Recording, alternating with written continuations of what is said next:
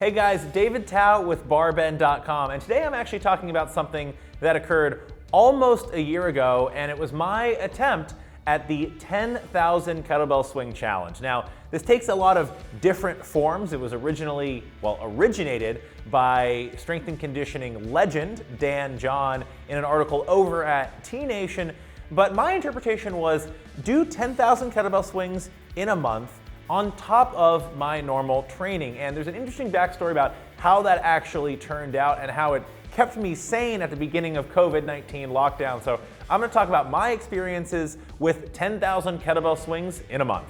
Before I go any further, if you wanna learn more about kettlebell swings, kettlebell exercises, Google BarBend plus kettlebells or BarBend plus kettlebell exercises. We have a lot of great content on kettlebell exercises for people of all fitness levels, strength levels, and experiences. So the 10,000 kettlebell swing challenge originated years ago. Dan John, who's well known in strength and conditioning circles, and we've actually had him on the BarBend podcast. He was a lot of fun to talk to. Well, he came up with the 10,000 kettlebell swing program, which basically has you doing 10,000 kettlebell swings as part of workouts, and those swings are interspersed with other compound movements over a period of about 5 to 6 weeks, depending on how you actually space out those workouts. I wanted to do 10,000 in a calendar month with 31 days, so it came out to around 333 swings a day. I incorporated this on top of my normal training. Now, as COVID hit New York and things started locking down, it became the focal point of my training. So I was doing at-home workouts anyway, and many of them were centered around these swings. I only took 2 days off the entire month of March. Other than that, I was averaging more than 330 swings a day. Sometimes I would get up in the morning and the first thing I would do, even before coffee, crazy I know, is go out in my backyard and bang out 330, 340, 350 swings, normally in sets of 15 to 20. Quick note, I did all of these 10,000 swings with a 24 kilogram kettlebell. Normally my workouts, if I was just trying to get to say 350 swings, would be sets of 10, 15, or 20. Sometimes I would do every minute on the minute until I hit a certain number of swings. And overall, I'm glad I did it, but I do have some important pros and cons or takeaways about what I experienced.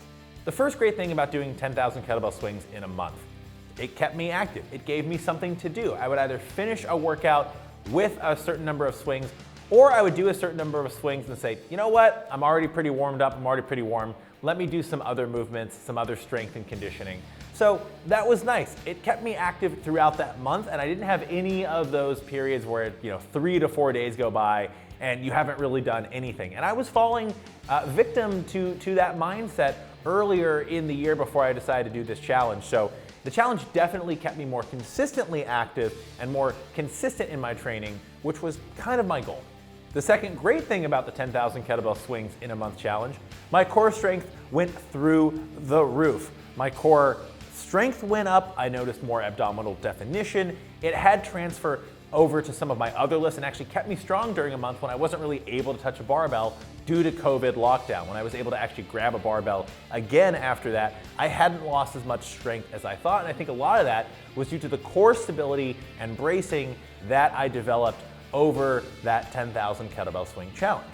Pro number 3 to the 10,000 kettlebell swing challenge that I did, my grip strength, it got a lot better.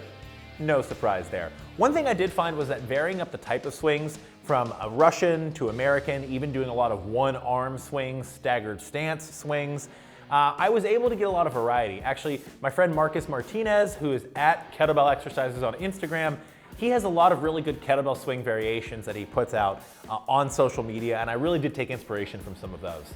All right, the first downside about doing 10,000 kettlebell swings in a month, it gets monotonous. That's a lot of swings. I had to average over 330 swings a day.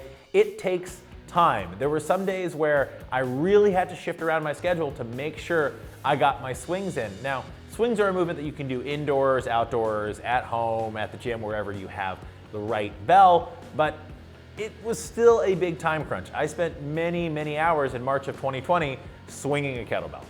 Another downside, however, of doing this challenge was that my back took a little bit of a beating. Now, it got better as the month went on, as I started to learn some holes or gaps in my form and started to get more efficient. But what I will say is that the first, say, week and a half, I did not have optimal form. Certainly, I'm not saying my form is perfect these days, but I started getting a little bit of shearing pain in my lower back, and it really peaked in week 2 as I tweaked my form and changed things around a little bit. And as my core, I think, got a little bit stronger and more adapted to the stimulus, that got better, but it was something that almost derailed the challenge. My final con to my kettlebell swing challenge was that, well, my grip got stronger, but I started getting some elbow pain. Now, I have a pre-existing injury in my left elbow. It wasn't surprising that I got a little bit of tendonitis, tendinosis, whatever you call it. We can break down the differences in those in another video. But I did get a little bit of residual pain and actually did have to take largely a week off from any upper body training at the end of that month. So yeah, I might have overdone it a little bit. So there you go, my experience with my version of the 10,000 kettlebell swing challenge. Have you ever tried any insane sounding fitness challenge or any fitness challenge over the course of a set time period, like a week, a month, a year? Let me know in the comments below. I'm excited to see what folks come up with.